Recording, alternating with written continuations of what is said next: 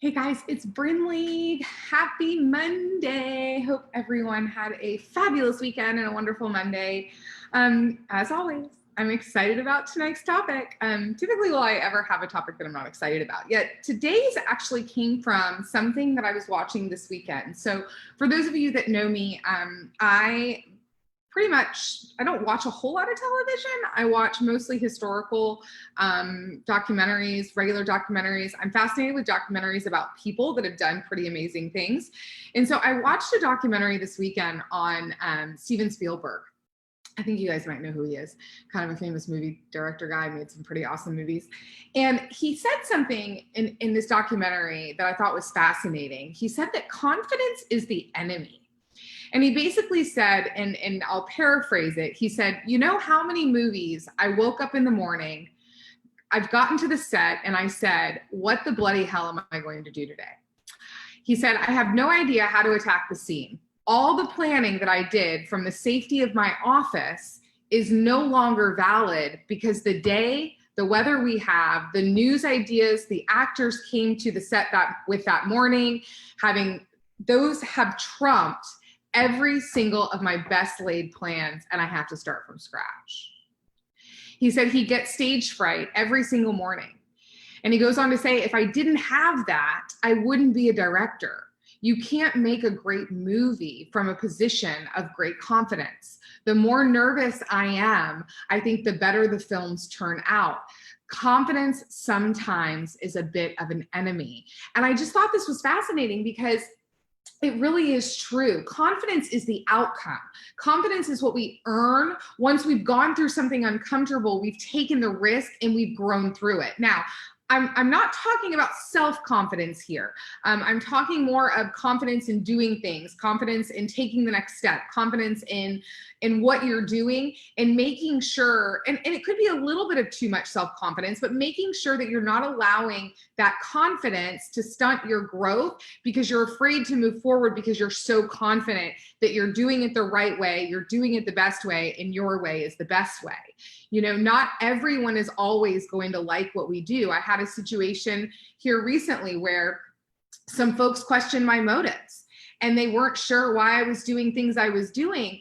And I had to, number one, go, well, wait a minute. I know my motives, right? I know in my heart what's right. But then number two, I had to turn the mirror around and say, okay, wait, if this is someone's perception, am I doing something that is causing this perception?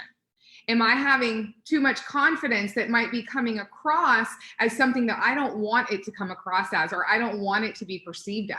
So I think it's finding a healthy balance of being confident enough in yourself that you're not afraid to take the risk, to go into the uncomfortable, to lean into it, to grow through it, yet you're not so overly confident that you ignore all of that. So you want to have a healthy confidence.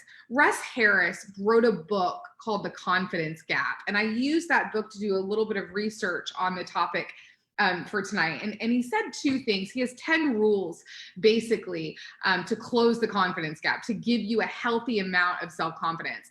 And here are a few things that he said. He said, the actions of confidence come first. The feelings of confidence come later.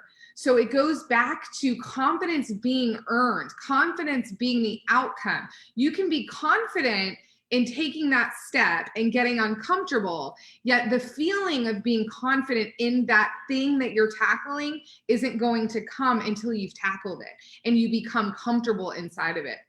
Rule 2 that he talks about, another thing, is genuine confidence is not the absence of fear. It is a transformed relationship with fear.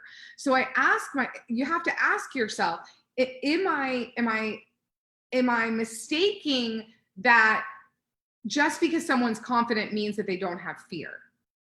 Or is it that they're looking at fear differently and they're taking fear by the horns and they're saying, I am so confident that I'm not going to allow fear to take over because I'm going to move forward knowing that this is a risk, knowing that I'm uncomfortable. It's being confident in the uncomfortability. It's being confident in your ability to go where you may not want to go, where it may not feel good to go. And then as you go there, your confidence will grow. And a few last things that that he said in the book: having enough self-confidence to be bold and create the life you want. That's good confidence. Let me say that again.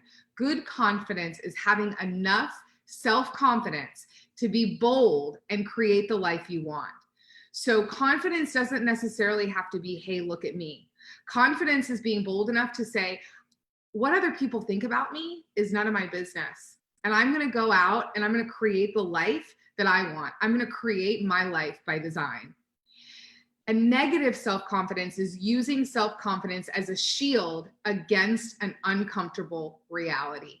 So make sure that you're not being so overly confident in something that it's actually you are overly confident because you don't want to take a hard look at what it's going to take to get comfortable or to tackle something.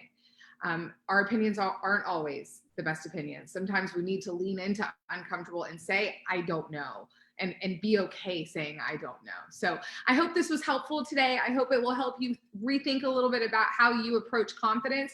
And of course, remember, self-confidence comes from the outside, self-worth comes from the inside. So the more we focus on self-worth, the more confident we will become. So have an awesome week, and I'll see you guys next week. Bye.